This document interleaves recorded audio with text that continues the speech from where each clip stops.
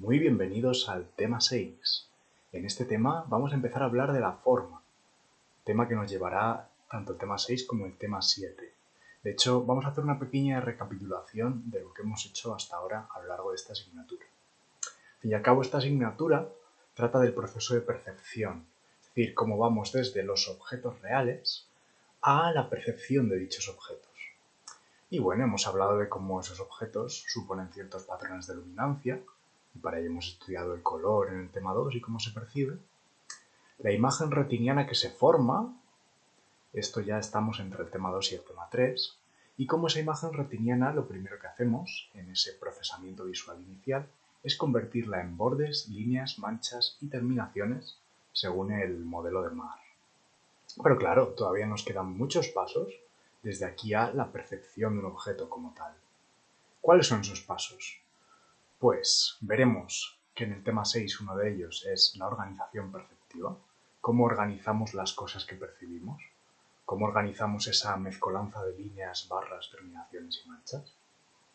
Luego hablaremos de la detección, el proceso a través del cual decidimos si hay algo o no hay algo, es decir, por el que de no haber nada pasamos a ahí hay algo, ahí hay una cosa. Pasamos a discriminación. En este proceso, más allá de detectar, además diferenciamos. Este objeto que hay aquí es diferente de este otro de aquí. Primero detecto que hay algo y luego lo diferencio. Y por último, en el tema 8, hablaremos de identificación o reconocimiento. Ya no es solo diferenciar unos objetos de otros, sino además reconocerlos como lo que son, o en cierto modo como una etiqueta que ya tengamos almacenada en algún momento en nuestra memoria.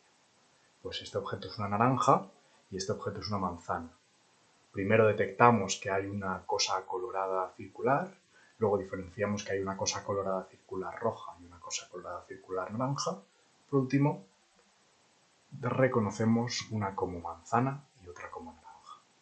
Pero vamos a lo que nos toca hoy, que es el tema 6 y la organización perceptiva. En el libro os aparecerán varias definiciones, como siempre con estas cosas, pues os ponen una ristra de definiciones, y un poco los autores se quedan con que la organización perceptiva son los procesos que extraen regularidades, es decir, patrones, cosas comunes, cosas repetidas, de la imagen y las traducen al lenguaje de los procesos posteriores. Es decir, esa regularidad que encontramos, por ejemplo, que hay muchos puntos formando un círculo, se traduce al lenguaje del siguiente proceso, que sería el de discriminar y después el de reconocer.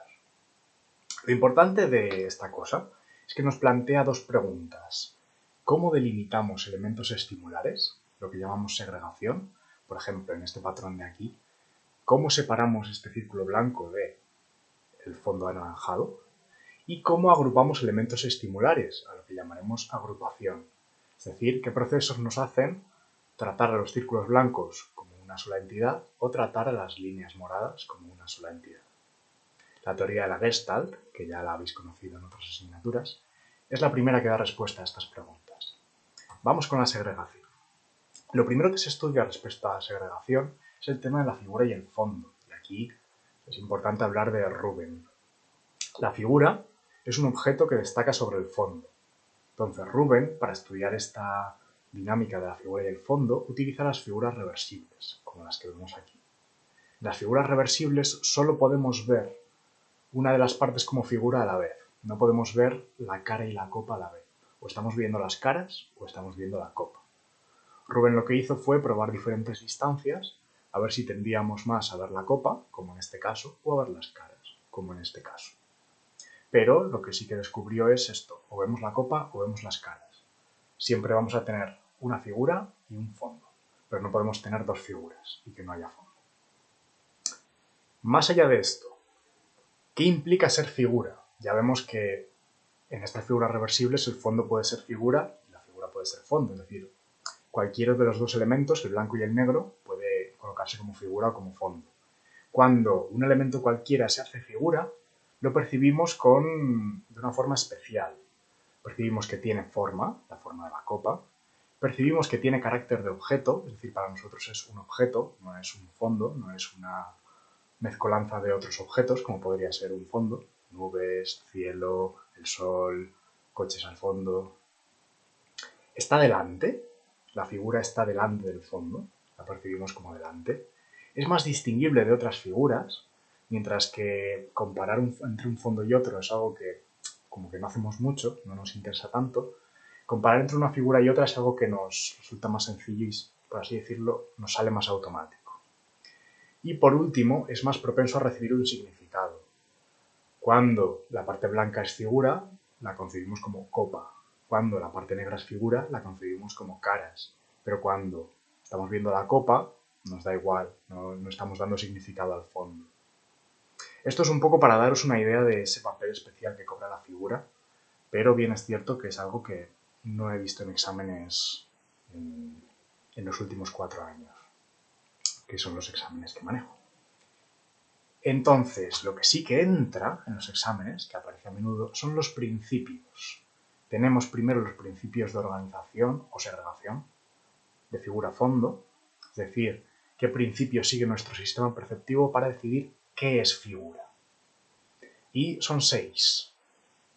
El principio de las áreas envolventes o envueltas, que dice que lo que es envuelto se ve como figura preferentemente a lo que envuelve.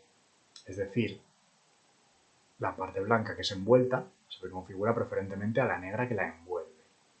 La simetría, lo simétrico, se ve como figura antes que lo no simétrico. La parte negra es simétrica y se percibe como figura antes que la blanca que no es simétrica. Lo convexo se ve preferentemente como figura respecto a lo cóncavo. Convexo, por si no tenéis clara la diferencia, hay un truco mnemotécnico que es convexo y es la parte que sobresale. Convexo es que sobresale. Lo contrario es cóncavo, como en Cuenca, que es que hace hueco. Entonces, ¿qué es lo convexo? Las cuentas. Las que son protuberantes, las que sobresalen, las que son estilo montaña, por así decirlo. Lo convexo se ve como figura antes que lo cóncavo, que sería esta parte de aquí que hace, ahí veis, como Cuenca. En cuanto a orientación, lo horizontal y vertical se ve preferentemente como figura a lo diagonal. Aquí lo tenéis en la D, como la cruz. Horizontal se ve antes como figura. En cambio, si mezclamos con tamaño relativo, lo más pequeño se ve como figura antes que lo más grande.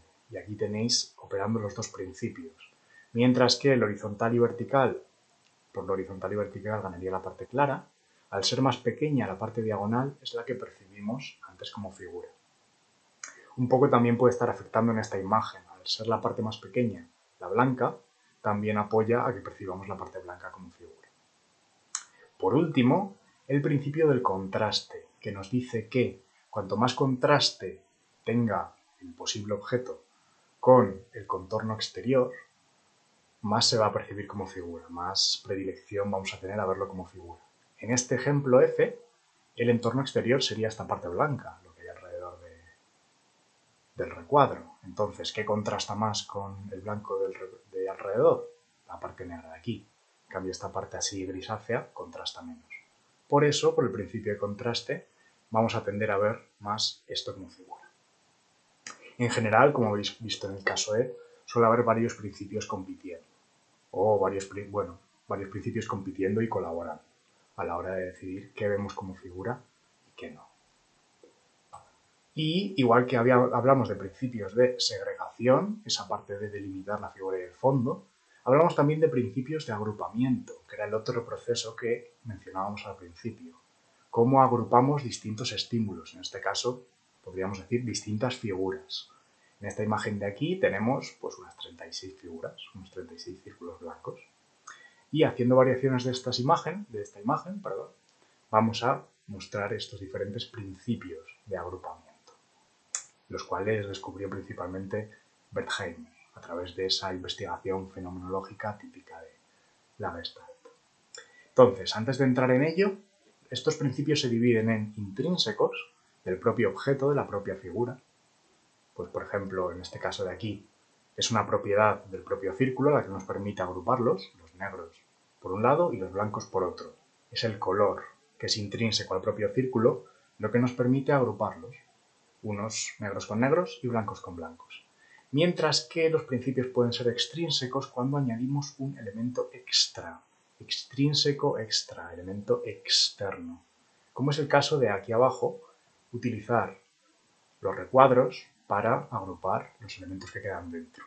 Añadimos el recuadro como elemento externo. Muy bien, ¿cuáles son esos principios de agrupamiento? De nuevo, esto también suele aparecer en los exámenes. El principio de semejanza. Objetos semejantes se agrupan juntos. Pueden ser semejantes en color, el ejemplo que he puesto antes, semejantes en tamaño, el que tenemos aquí al lado, o semejantes en forma. Aquí abajo tenemos cuadrados y encima tenemos círculos. Esa es la diferencia. Siguiente principio es de proximidad. Objetos juntos se agrupan juntos. Objetos más cercanos se agrupan juntos, como es en este caso estas parejas de columnas. El siguiente es el de la buena continuidad. Se entiende buena continuidad como una línea que no hace cambios bruscos, que no hace giros bruscos. Pues si miramos esta especie de X de aquí, podemos verla como la suma de esta oruguilla y esta oruguilla, o podemos verla como la suma de esta especie de ave y esta especie de ave. Buena continuidad es esto, es una curva que gira suavemente. Mala continuidad es esto, es una curva que de repente hace un cambio brusco aquí. ¿Qué nos dice el principio de buena continuidad? Que tendemos a agrupar los objetos en base a que describan una curva suave. Por tanto, esta X de aquí la agruparemos en estas dos oruguillas en lugar de en estas dos aves. Siguiente principio, el de cierre. Este vamos a ampliar un poquito para que se vea mejor. Básicamente nos dice que nuestro cerebro completa los huecos. Si tenemos elementos que delimitan un área, delimitan una zona, los vamos a agrupar juntos, como si formasen parte de la zona completamente delimitada, como si nuestro cerebro rellenase los huecos. Pues aquí en este rectángulo y aquí en este círculo. Y el último principio extrínseco de propiedades del propio objeto, sin que tengamos que añadir elementos externos, es el de destino común. Los elementos que apuntan al mismo lugar, como las flechas hacia arriba y las flechas hacia abajo, se agrupan juntos. Por último, en los principios extrínsecos, con elementos añadidos, tenemos el de conexión, pues usamos conectores para enlazar elementos y agruparlos, y la región común, que es que usamos círculos, cuadrados, algún tipo de delimitación de la región para agrupar elementos. Pues esto es lo típico de una sopa de letras, y esto es, por ejemplo, nuestro patrón de móvil. Si vemos nuestro patrón de móvil, agrupamos las casillas que nuestro patrón de móvil une a partir de este tipo de conectores. Muy bien. ¿Qué pasa con la Gestalt? Que, aunque hay que reconocerle que fue la primera en explorar este tipo de mecanismos, la agrupación y la segregación, no estuvo exenta de críticas. ¿Qué se le critica? Que la forma de enunciar estos principios es ambigua. Que, por ejemplo, cuando tienes una imagen, según si miras una parte o si miras otra, actúa un principio o actúa otro. Entonces, la idea es que no están muy bien delimitados, no es una formulación muy rigurosa, no se sabe dónde empieza a afectar el principio y dónde deja de afectar el principio. Los principios son descriptivos, no se han investigado sus causas. Esta es la típica dicotomía entre descriptivo y explicativo. Es decir, se habla de cómo son, pero no se aventura nada de por qué son. Y por último, no se han cuantificado. Se dice, bueno, pues hay un principio de proximidad en el que las cosas cercanas se agrupan juntas, pero ¿cuánto tiene que ser esa cercanía? ¿5 centímetros, 2 centímetros, 1 centímetro? No se han dado números a cuando empieza a actuar el principio de proximidad. Esto veremos que en los desarrollos posteriores se empieza a solucionar. Pero bueno, reconocerle a la Gestalt que desde luego abrió un campo de investigación, aunque luego pues este tono más científico-deductivo que tiene la psicología académica le recriminó todo esto. Muy bien, vamos entonces a desarrollos posteriores a la Gestalt, es decir, cómo nuevos investigadores y otras teorías siguieron indagando en los temas de segregación, separación de figura-fondo, y agrupamiento, cómo agrupamos distintas figuras. Vamos con la segregación. Tenemos tres hitos que vamos a señalar en esta sección. El primero es el tema de las frecuencias espaciales. ¿Cómo es diferente el procesamiento de frecuencias espaciales en figura y fondo? Porque Hewlett señala que la figura y el fondo se perciben a través de distintos mecanismos de frecuencia espacial. La figura nos fijamos en los detalles, en lo que es el grano fino, y por tanto en enrejados de alta frecuencia. Y el fondo nos fijamos en ello a través de lo global, por tanto grano grueso, y enrejados de baja frecuencia. Entonces, alta frecuencia, lo que tenemos aquí, baja frecuencia, lo que tenemos aquí. En base a esta idea, y de forma con intención de confirmarla experimentalmente, yo les plantea el siguiente experimento, que es, si yo pongo distintos enrejados en dos partes de la figura reversible de Rubén, lo que me saltará como figura será la parte que tenga el enrejado de alta frecuencia. Y es lo que ellos descubren experimentalmente, que al poner esta figura a muchos participantes, se ve más la cara que la copa, en comparación a si pones la figura sin ningún tipo de enrejado de frecuencia espacial. Segundo hito, la idea de la asignación unilateral de bordes. Driver y Bayliss proponen que cuando nosotros detectamos un borde, lo asociamos a la figura y no al fondo. Por eso es unilateral, se asocia a uno de los dos lados. Aquí lo tenéis mostrado en la animación. Si fuese asignación bilateral, el borde lo asignaríamos tanto al círculo como al fondo, al rectángulo rojo de debajo. Lo que Driver y Bayliss proponen es lo que se ve en esta animación. El borde se asigna al círculo, entonces si nosotros movemos el círculo, esperamos que debajo el recuadro rojo, el rectángulo rojo, esté relleno, no tenga un agujero. Entonces, la idea es que nuestro sistema perceptivo hace la suposición de esta animación. Para comprobar esto, hicieron el siguiente experimento. Con este tipo de estímulos le piden al participante, mira, tienes que aprender solo a la frontera de aquí. O sea, olvídate del blanco y el negro. Queremos que memorices cómo es la forma de esta frontera. Y luego les daban alternativas, les hacían preguntas tipo test de ¿cuál es el lado derecho? Y les daban estas dos opciones. Y tenían que responder esta como correcta. ¿Cuál es el lado izquierdo? Y les daban estas opciones. Y tenían que responder esta como la correcta. Entonces, bueno, si ellos se acordaban de la frontera, se acordarían y serían capaces de encontrar el correcto. Si nosotros asignamos el borde a los dos lados, pues da igual que nos presentasen el tipo test 1 o el tipo test 2, porque aceptaríamos lo mismo en un lado que en el otro. Si, como dicen Driver y Bayliss, asignamos unilateralmente el borde a la figura, que en este caso es la parte negra, es más pequeña, contrasta más con el fondo, tenemos aquí el principio de contraste por un lado y el principio de, sería el ser más pequeña, el principio de tamaño, es el quinto que estaba en la enumeración. En cualquier caso, esta es la figura. Si asignamos unilateralmente el borde a la figura, no será más fácil hacer correcta el tipo test 1 que la pregunta del tipo test 2. Y eso es lo que encontraron. Se acierta más cuando te ponen este tipo de alternativas que cuando te ponen este tipo de alternativas. Lo que muestra que la asignación unilateral es tal y como funciona nuestro sistema perceptivo. Por último, tercera idea de estos desarrollos sobre la segregación, el reconocimiento influye en la segregación.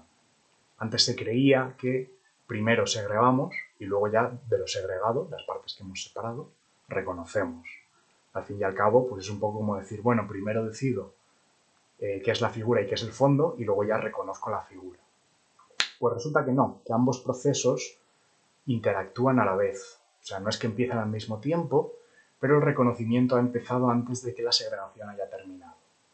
¿Cómo se mostró esto? Porque se encontró que a más familiaridad, más tendencia a verlo como figura. Cuando nosotros empezamos a segregar esto, en algún punto el reconocimiento empieza a actuar y nos damos cuenta de que esto es una casa y eso nos ayuda a decidirla como figura.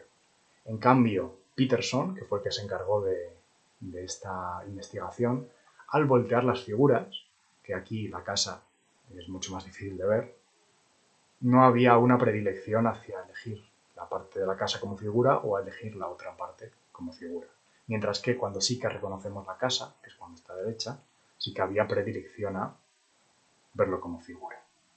Es como si fuese, podríamos verlo como un principio de la Gestalt más. O sea, a más familiar es la figura, más tendencia a reconocerla como tal. Entonces, la idea un poco que os he presentado antes, reconocimiento y segregación son procesos paralelos e interactivos. Paralelos porque durante un tiempo funcionan a la vez e interactivos porque se intercambian información. El reconocimiento le dice, segregación, tengo información para ti. Esta puede ser la figura porque la estoy reconociendo. Entonces, esta es la idea de este descubrimiento. Y bueno, hasta aquí la primera parte. Vamos a dejar los desarrollos posteriores respecto al agrupamiento para la segunda parte de esta clase. Muchas gracias.